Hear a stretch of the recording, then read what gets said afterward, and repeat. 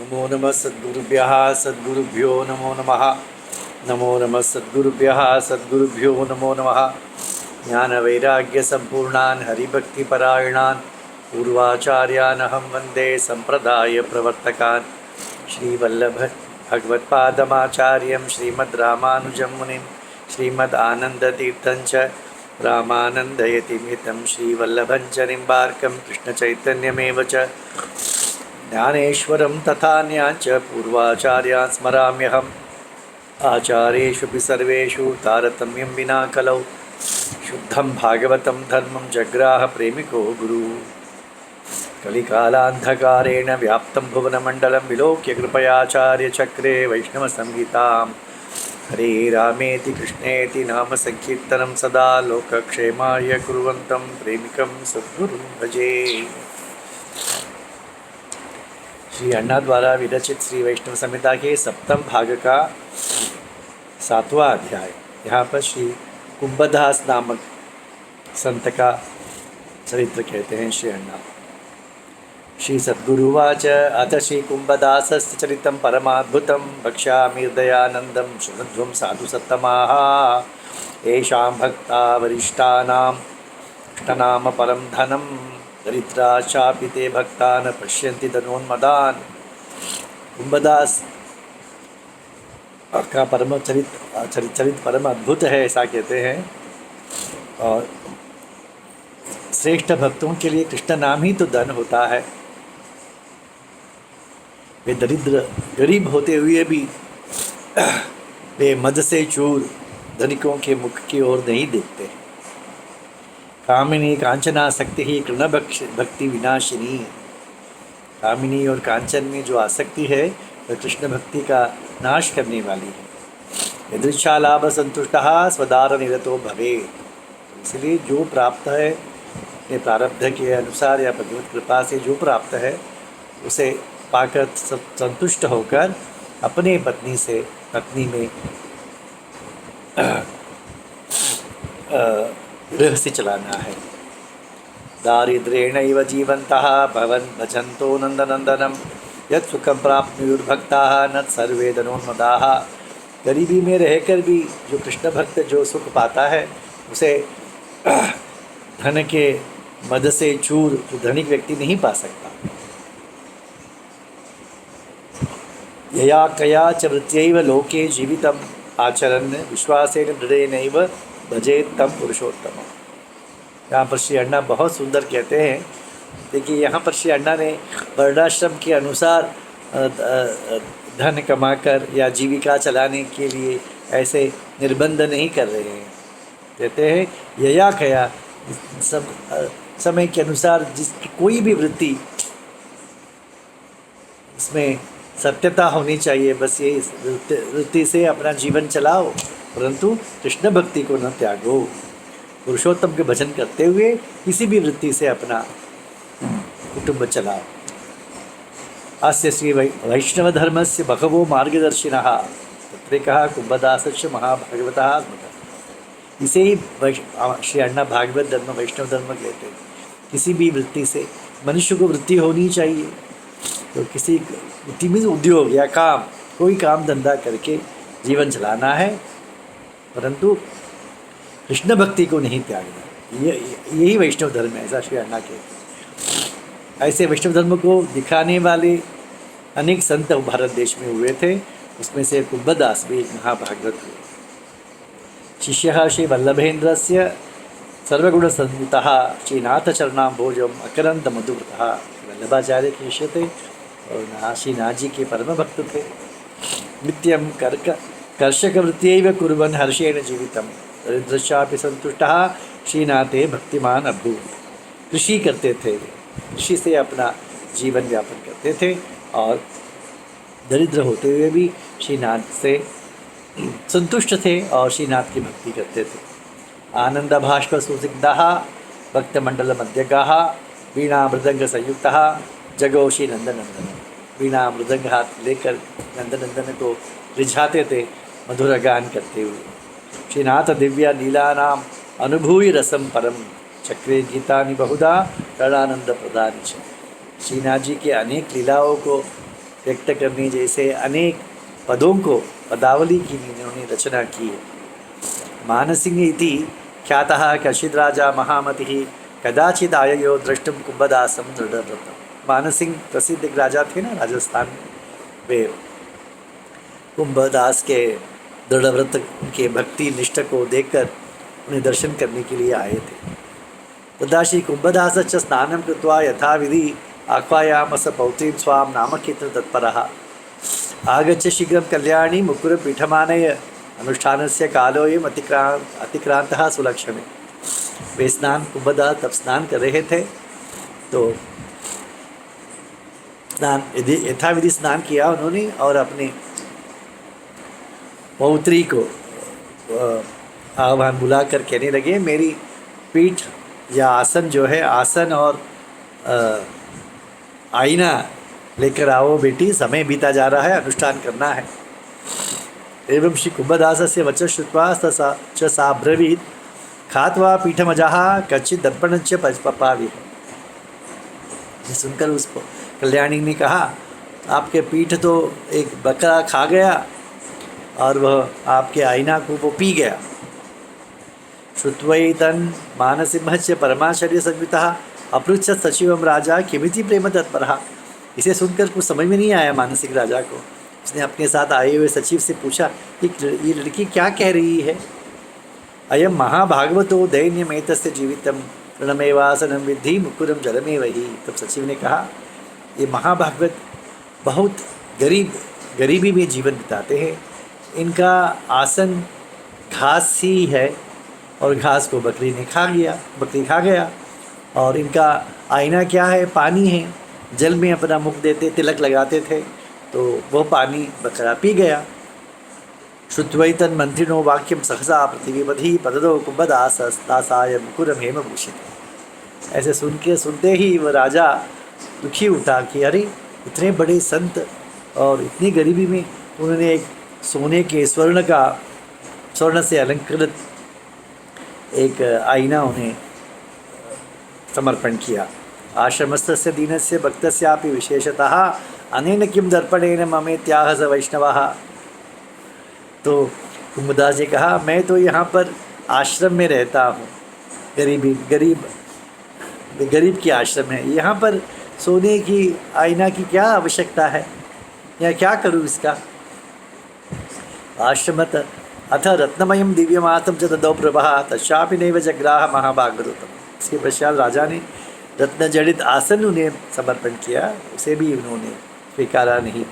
भक्त पूजा विधावस्मिन् संपूर्ण मनोरथः राजा भी परया भक्तिया प्राह सांजलि संपूर्ण। ऐसे उन्होंने जब मना कर दिया, तब राजा ने उस कुंभदास जी से कहा हाथ जोड़कर, राजोवाच ईदृशो ज्ञान वैराग्य संपन्नः वैष्णवोत्तमः दुर्लभः सांप्रतम लोके कलिकल्मष दूषिते। आपके जैसे ज्ञान वैराग्य संपन्न साधु इस कलयुग में आज के समय में कोई नहीं है। कृत्वैव बहवो लोके कृष्ण कीर्तन विक्रयम धनार्जन पराः सन्ति साधु वेशन परायण। बहुत से लोग कीर्तनकार होते हैं, कीर्तन प्रवचन करते हैं, साधु वेश तिलक लगाते हैं बड़े बड़े, परंतु कृष्ण कीर्तन का विक्रय करते हैं, कृष्ण कीर्तन को बेच देते हैं और धनार्जन करते हैं। रामस्यास्ते करिष्यामि कुंभदास पुराभिधाम अनुज्ञाम देहि भक्तेन्द्र ममेच्छाम पुरय प्रभु।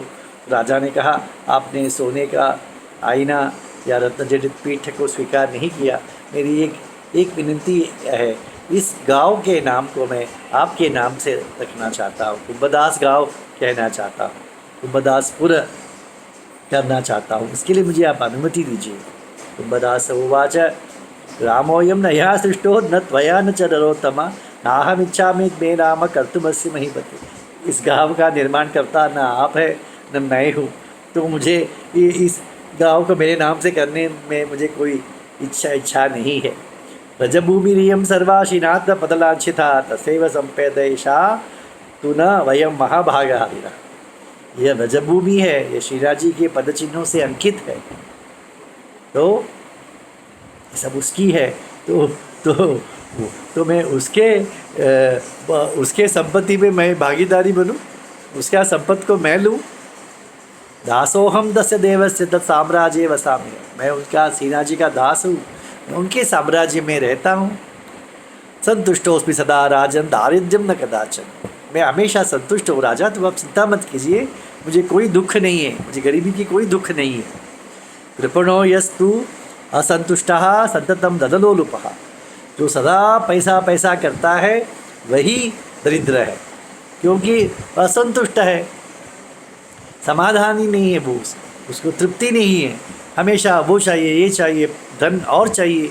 तो जो असंतुष्ट है वही तो गरीब है। दरिद्रोपि स एवाड्यो यह सीधर पद प्रिय, दरिद्र होते हुए भी वह श्रीमंत है, धनिक है। कौन?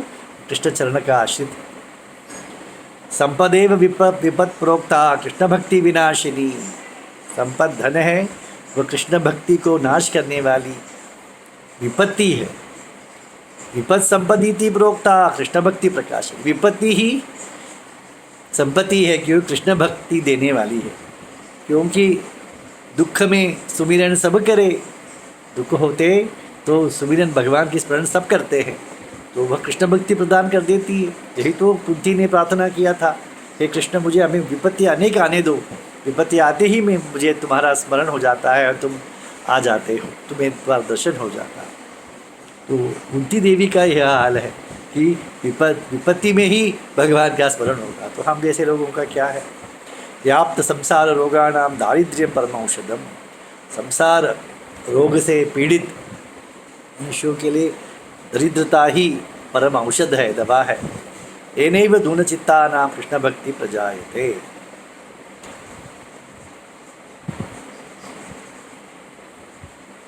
तो इस औषध से, चित्त शुद्धि होने से कृष्ण भक्ति